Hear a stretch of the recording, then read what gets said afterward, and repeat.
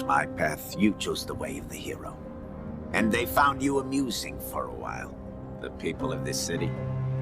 But the one thing they love more than a hero is to see a hero fail, fall, die trying. In spite of everything you've done for them, eventually they will hate you. Why not?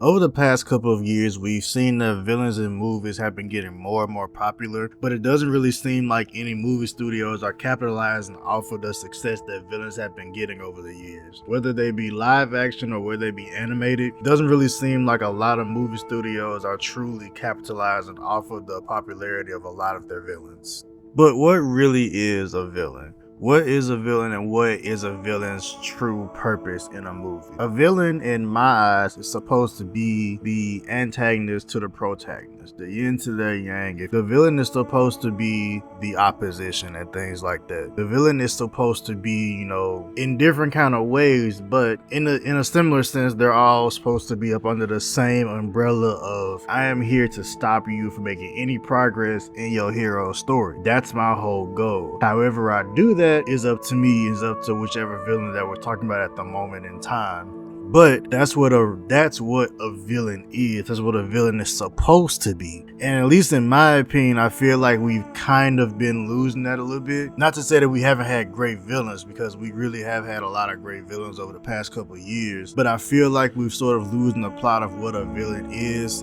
and what a villain is supposed to be doing. Because in my mind, we've had way too many sympathetic villains or villains, that you can agree with, quote unquote, and shit like that. That's not a villain to me. At that point, you're an anti-hero and you're not actually there to be the antagonist to the protagonist. You're basically a second protagonist at that point. You're not there to stop the hero. You're basically just an obstacle in their way. You're basically just the obstacle in the hero's way to get to the real villain, to get to the person who actually wants to stop them on their hero's journey. At least from my understanding, the Joker movie from 2019, I believe, is the only standalone villain movie that we have. And I don't understand why that's the only standalone villain movie that we have, when there are so many great villains who can have such great movies, but we've been focusing so much on superhero movies that we've just been leaving the villains behind and only bring them into the movies just so we can get rid of them in the same movie. Because let's just take a look at the Marvel villains in the MCU. Marvel has basically gotten rid of like a good chunk of their villains. Because even from these solo superhero movies, there's not really many villains that you could bring up from the Marvelverse that a lot of people, like a lot of casual people, would know. Because if you read the comic books, then there's a lot more villains that Marvel could bring up. But the fact of the matter is that most Marvel villains only last for one movie. The majority of Marvel villains only last for one movie. Now, if you're lucky, or if you're somebody like Thanos, then you'll last for a trilogy, but then you're gone and then they'll never bring you back again. So a lot of times it doesn't really feel like they appreciate their villains, or their villains were never really a threat to begin with, because it's like, oh shit, they're dead after one movie and all it took was, just like, them getting jumped or something like that. And it doesn't really seem like the villains are ever really a looming threat. Like, I was watching one video where it said that Ultron should always be a looming threat to the MCU, and I feel like he should have been, but he's dead. And I felt like the same thing with Thanos, to be honest with you, but he's dead. And I feel like that way about a lot of supervillains, but I don't want them to be in a superhero movie just one time just for them to die at the end of the movie, or for them to, or for something to happen to them and then they never appear again, like ever again in any MCU or DC movie. They appear one time and then that's it. That's all that we get with them. And I feel like a big problem is that we're not making villains matter. Villains have to matter for the superheroes to matter. Because without a good villain, nobody cares about the hero. There always has to be a good antagonist to the protagonist. There has to be a Joker to the Batman.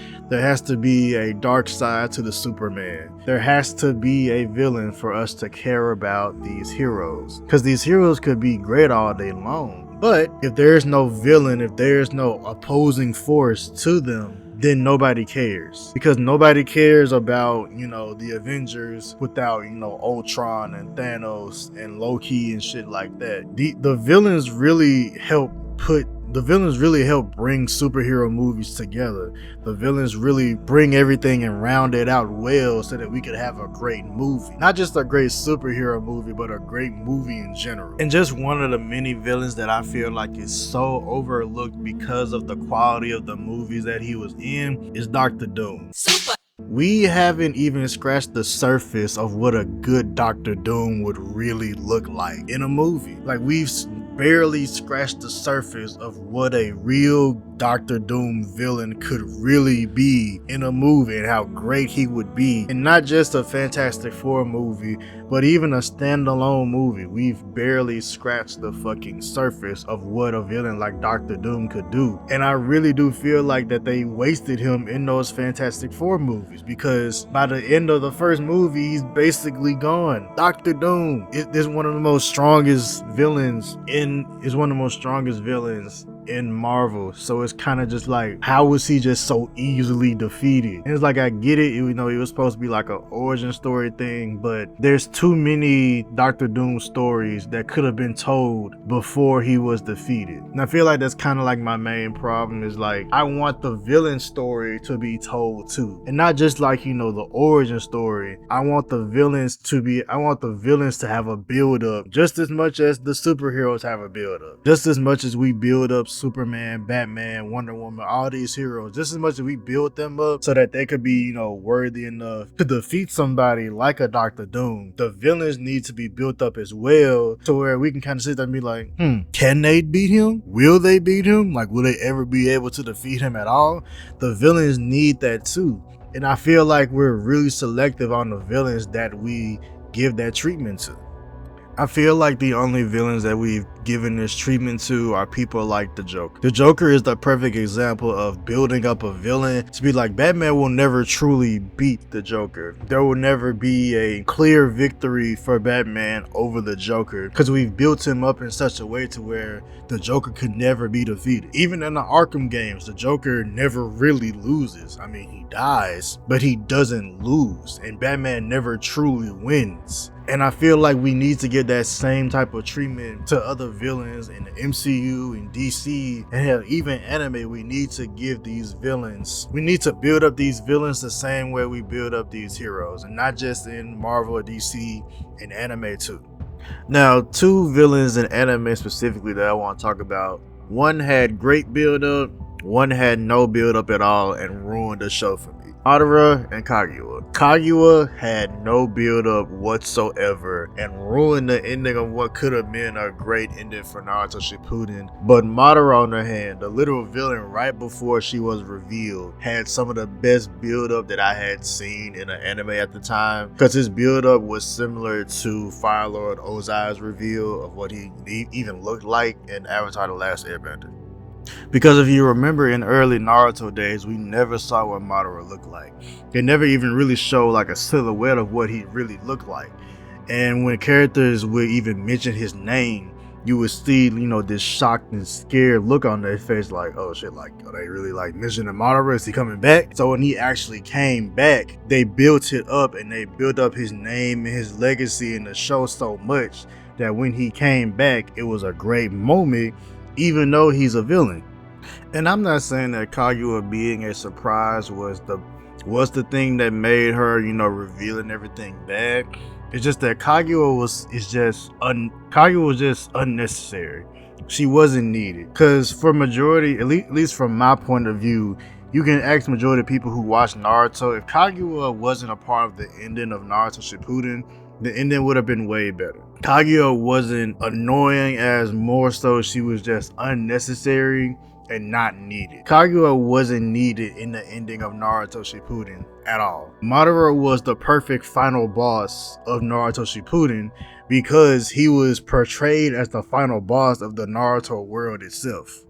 And because Kaguya was unnecessary, it basically invalidated everything that Madara did for Naruto and for the show. And for him just being, portrayed as this main boss villain, when in fact he's not the main villain. There's someone above him. So even when he achieved, summoning the Ten Tails and performing a perfect Tsukuyomi, none of that mattered, because as soon as he achieves that, Kaguya arrives, and it basically says that none of this mattered and she was always the main villain, even if she was never built up like Madara was. And basically everything that Madara did just got invalidated in one fell swoop. Now I do kind of want to, pivot back to superheroes, because this kind of, is more along the line of more of a problem that I have with them. But the invalidation of other villains, just kind of what I spoke about. The invalidation of villains from either other villains that are supposedly above them but are never talked about in the show, or villains that get invalidated due to them being portrayed differently within live action adaptations or versus animated adaptations, is more of a superhero movie kind of problem that I have.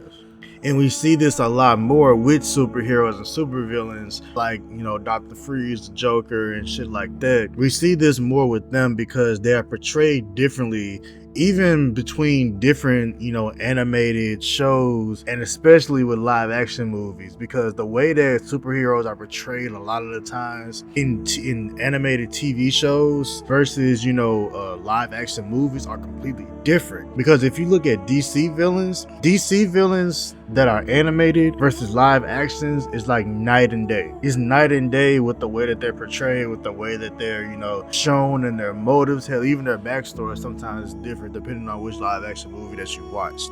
And especially with DC, you can even go as far as see how they're portrayed in the Arkham games with Batman. The difference between the Arkham games and the Batman movies and any of DC movies is just night and day. Even with Superman and Wonder Woman, shit like that, it's just night and day. Because it seems that like certain supervillains, at least, not all of them, but certain supervillains are portrayed the same way in, all animated versions of them, whether it be video games, whether it be animated movies or animated TV shows or whatever, what have you. But once you get them in front of a live action movie, you portray them in a completely different way.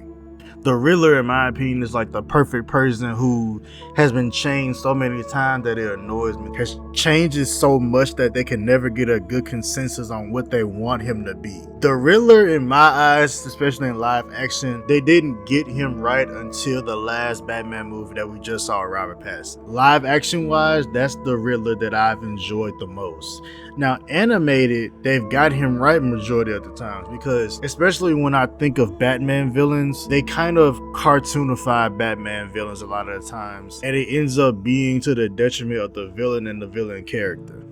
Now, I'm not saying that this is bad a lot of the time, because some animated shows don't take themselves as seriously as others, but I still feel like it takes away from the villain and what they're really supposed to be, like the Riddler. I don't mind, Jim Carrey being a fucking Riddler and shit like that, but I would prefer the Riddler that we just got in the last Batman movie. That's the Riddler that I want to see. I don't want to see a cartoon version of the Riddler in live action. I want to see the Riddler actually be the fucking Riddler, and not just, I want to see the Riddler be the Riddler and not Riddler the comedian. When I see the Penguin, I want to see the Penguin be the Penguin. I don't want to see the Penguin who gets his ass kicked by Batman all the time. I want the Penguin and the Riddler to be intimidating. I don't want them just to be these punching bags for Batman in every episode or every other movie. I want them to actually be able to stand on business and actually be a threat to Batman. Because in every other Batman movie, it seems like the Penguin is never really a threat to Batman. He's just there for fan service a lot of the time. Like, he's not even there to do anything that'll really even like hurt or harm Batman or anything he's doing. They treat the Penguin and the Riddler a lot of times like side quests. They just treat them like side quests, and it gets on my nerve. And just to keep it DC theme related, somebody else that I feel like that they treat as a side quest a lot of the times, animated and live action, is Scarecrow. I really do feel like they make Scarecrow a side quest, and I feel like Scarecrow could have his own horror movie about it. I really do feel like if you were to make a standalone Scarecrow movie, you would have to make it like this psychological horror movie. I feel like that would be fucking perfect. He doesn't need an action movie because it's Scarecrow. He himself isn't, a fighter. But if you were to give him like a psychological horror movie or even a thriller movie, I feel like that would build him up so much to where he could actually feel like a threat to Batman and not just, oh, Batman overcomes his toxin and just beats the shit out of him. I really do feel like if a lot of these villains got their own standalone movies and they were good, and it would be able to build them up properly so they could seem like looming threats to these people. Because the thing that we're going off now is what they've done to these people in the comic books. We're going off of what they did to Batman and Superman and the Avengers in the comics. But we need to bring that same energy to live action. We need to bring that same type of shit to live action movies so that it could be more profound, because not everybody reads comic books. And with everybody not reading comic books, people don't really understand why there's such a threat and why, they're making such a big deal out of it. Because me, a person who doesn't read comic books, half of these villains, they don't feel like villains. Like the Penguin has never really felt like a villain to me in live action movies. He just feels like the other rich dude in the city who can like send people to beat up somebody who didn't pay him for their a protection order or whatever the fuck, monsters and shit be having in movies like this. The Penguin never feels like a threat to me. Scarecrow never feels like a threat to me. The only threat to Batman that I see is the Joker. And that's really the only threat that they build up to Batman. They never build up anybody else to any type of degree that they build the Joker to. They build up the Joker so much and so often that he feels like the only real villain to Batman. Even when he's not around, even when he's dead, like in the Arkham games, he really feels like the one villain that DC seems to care about a lot of the times. But they really have to like hone in on the other villains so that they just don't feel like side quests all the time.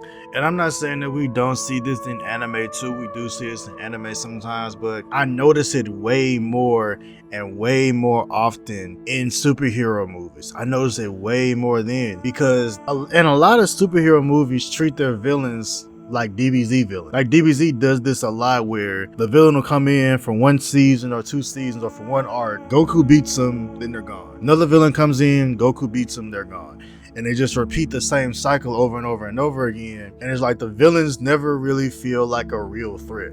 The only reason why they feel different in anime is because it's episodic and it's not a movie. Because in a movie, the villains are around for about 2 hours and that's it. But in anime, the villains are around for like a season or 2 or maybe 3.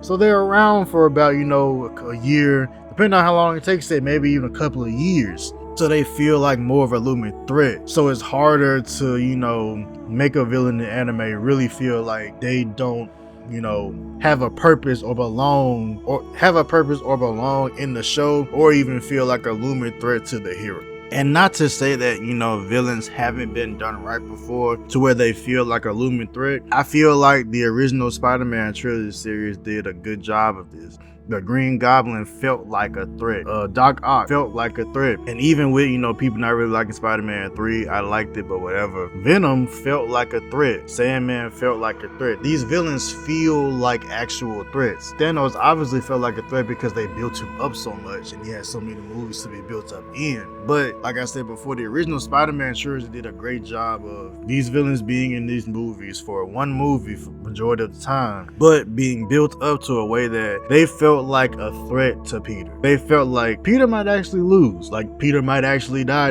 trying to fight this fucking villain. You see what I'm saying? So, but it just feels like that's kind of been like lost, because it's like when you really look back at it, MCU has killed off like a good chunk of their well-known villains. I'll say that much. Well-known villains in that the people who don't read comic books will know who they are. And I feel like not all of them, but mainly for like the big villains that like we kind of need to save them for future movies, especially with the way that we're pumping out superhero movies now. I really do feel like we need to start, saving some of the villains, saving them for, future sequels and trilogies and shit like that.